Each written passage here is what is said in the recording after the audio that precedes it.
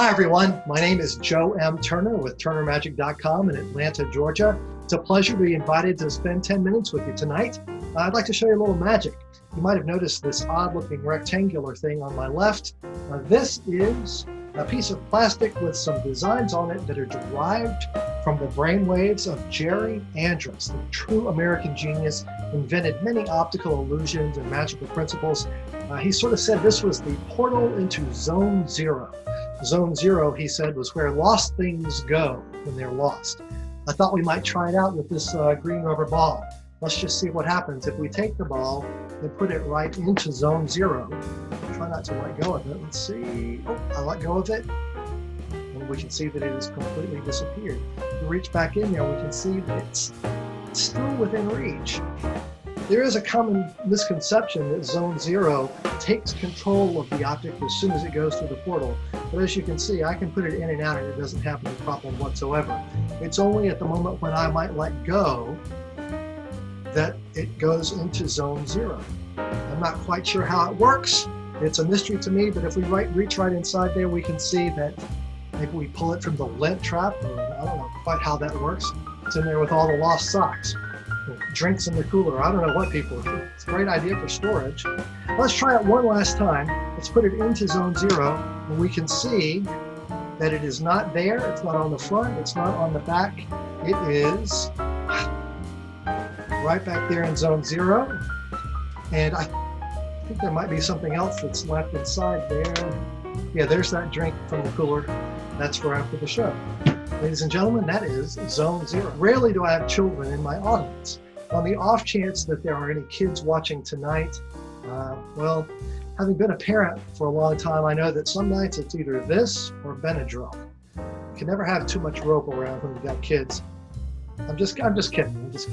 What I've got here are some pieces of rope. There's a small piece of rope. We've got a medium-sized piece of rope and a fairly long piece of rope. And I'll create an illusion for you that these ropes are all the same length. Now, normally, in a large setting, a large space, I might be able to use maybe the artistic principle of perception to hold the small ropes close and the big ropes far away and make them look smaller and these look bigger. But tonight, I'm not going to be able to do that. I'm going to have to use, instead of perspective, we'll go with mathematics. I know that if these three lines start at the same spot, then they're three different lengths because they end at three different locations. But if I make them start at the same place and end at the same place, then logically, I should assume that they are the same length, which they appear to be close to it. This part kind of gives it away, this sort of non-Euclidean part down here at the bottom. But look, if I take just the bottom of that loop and put it in my hand, now it becomes an optical illusion. It looks like they start there, go all the way through my hand, come out the other side. It looks like they're about the same length.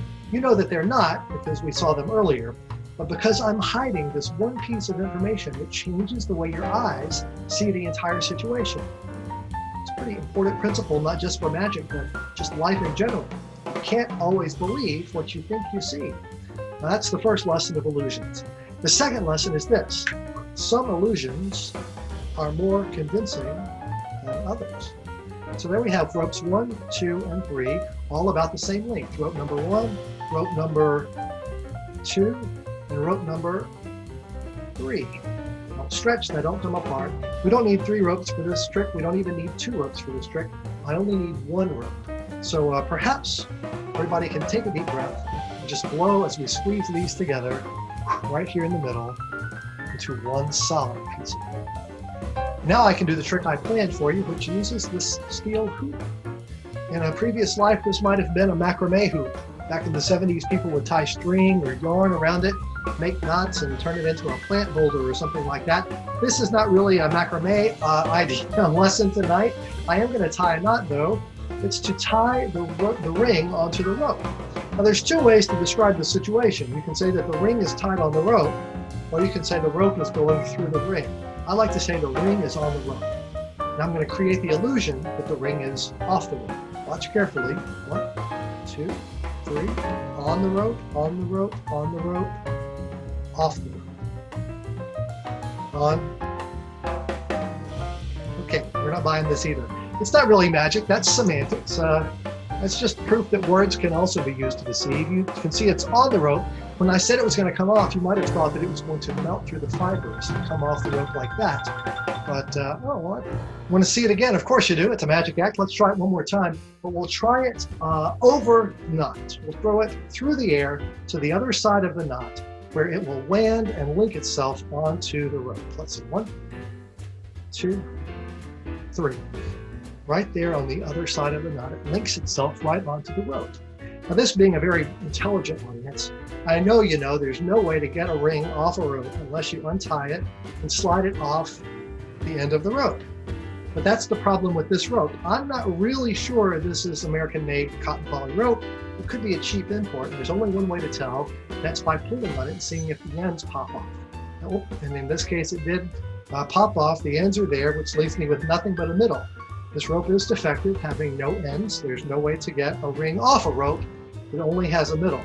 So you have to get the ends, reattach them. So we'll just find a nice soft spot right about there. And we'll wrap the ends right on the rope. And right before your eyes, you can see the moment where the ends melt themselves right back onto. Now it's pretty trivial to get the ring off. And I can feel, as you do, that I'm tired of this trick. So let's go back to where we started, not with just one rope, but we had 2. So we'll just go back to 2 ropes. Oh, you're right, I forgot about this one. 3 ropes. At the beginning, we had 3 ropes, all about the same length, 1, 2, and 3. But you may recall, at the beginning of this entire odyssey, we didn't start with 3 ropes that were the same length. We were discussing that they were an optical illusion. If I pull them back through this portal, you might see the instant when they return to their original condition. And that is quite an illusion. It's the cups and balls. I have here a copper cup, cup number 1, cup number 2, cup number 3. They are empty, they are solid. Cup 3, cup 2, cup 1. They're completely solid, completely empty. If you were here, I'd let you step inside and have a look around. And in addition to those, we need, yes, this is something to attract the eye.